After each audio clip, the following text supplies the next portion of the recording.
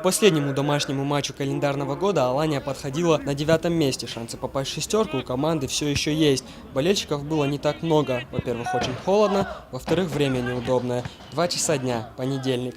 В непростых условиях Алания принимала Митас, который в таблице шел вторым. В случае победы гости выходили на первое место. Хозяева, как обычно, начали активно. Клуб из Новочеркасска оборонялся и быстро переходил из обороны в атаку. На 23-й минуте Лазарев издали приложился к мячу. Тумаев сыграл непривычно ненадежно. 0-1. После этого Алания обмякла. Моменты удавалось создавать все реже.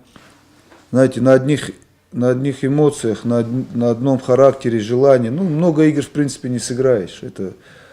Мы уступали где-то и последним командам, вот и тот же Ставрополь, вроде моменты есть, не забиваем.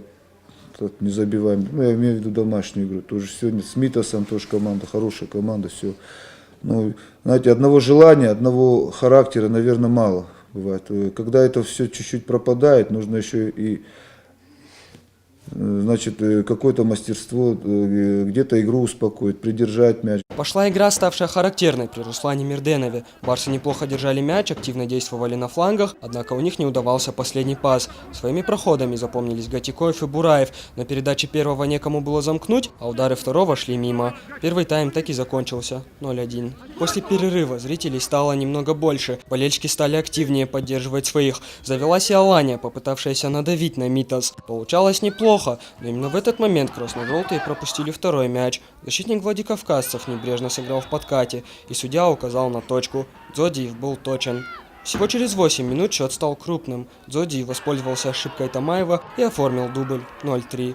Не очень хорошо по игре разобрались, там в центре не разобрались, и через центр нас начали возить. Оттого и голы. Голы получились такие шальные. Везет сопернику, не везет нам. Несмотря на это, болельщики продолжали гнать наших вперед, но у Алании так ничего и не получилось. 0-3. Последний домашний матч года не удался. Феликс Макиев, Алан Гасанов, Осетия ТВ.